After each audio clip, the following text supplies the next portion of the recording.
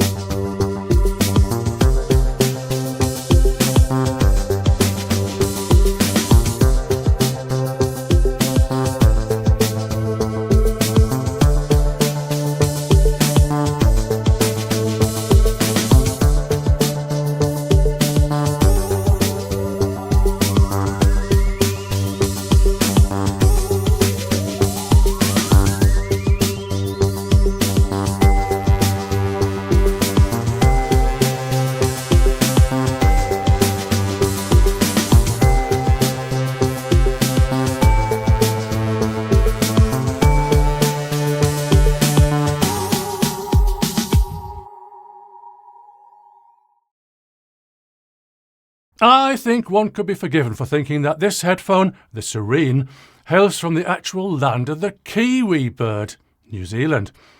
However, all my research and a couple of my AI friends tell me it's the land of the giant panda. No matter, but hey, New Zealand, if you're making any audio gear you want me to review, I'm keen as a Chinese gooseberry. But what's different about this headphone? Well, apart from one traditional moving coil, all of my headphone reviews have been of Planars. But the Serene is Planar, you say. So what? Yes, all Planars, but all open-back Planars. The Serene is closed. So this makes it different enough for me to want to give it a go. Also, I was intrigued by the magic word lightweight in Kiwi's marketing materials.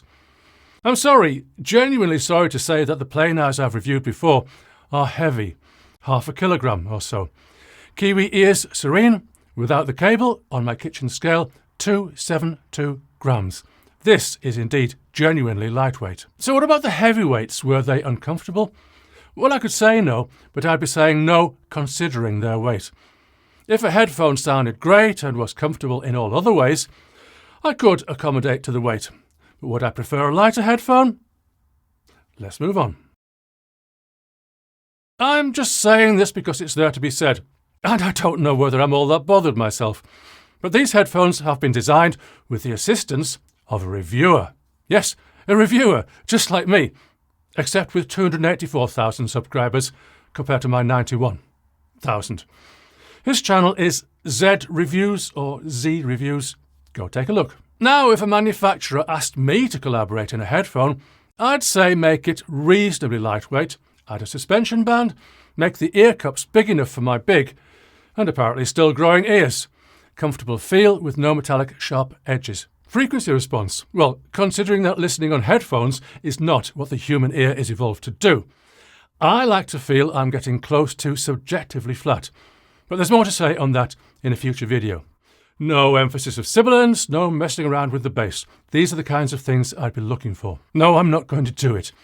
I think I'm careful enough to say in my videos that my preferences might not be anyone else's preferences. I'm just saying what I think, and I say to anyone, check out a range of reviews. But it's an interesting idea to have a reviewer cooperate in the design of audio equipment. I'd like to hear your comments on this. When I'm working, I'm putting my headphones on and taking them off 100 times a day. Well, that's what it seems like. So it's important to me that I'm not irritated by the feel and handling of the headphones. I'll count myself pleased with the feel of the Kiwi Ears Serene.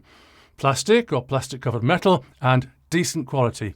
Nothing not to like. I'd say. Now I will quibble with the swivelly ear cups. They swivel outwards to around 120 degrees, which will possibly suit some species of space aliens. That's to the front. There's no swivel to the back. Having said that, some headphones swivel so much and so loosely that you sometimes have to untangle them to get them on your head. Conversely, there's hardly any up and down movement in the ear cups. Of course, the headband is flexible and accommodates to the shape of your head to an extent. Looking closely, the up and down movement seems to be designed in, and not just there by accident. When I design my perfect headphones, there will be some side to side, some up and down swivel, but just enough is enough. Now the other kind of up and down, raising or lowering the ear cups with respect to the headband. Some headphones get this totally wrong. I don't want to have to unscrew anything for this simple adjustment. That's as wrong as it's gotten so far, and I did not like it. Of course, when headphones get it totally right, they adjust themselves. Here we have a perfectly workable adjustment. It's a bit stiff maybe, but then that stiffness will hold things in place. On to the vegan leather ear pads. Very comfortable, I'd say. My big ears don't quite fit inside, but I'm okay.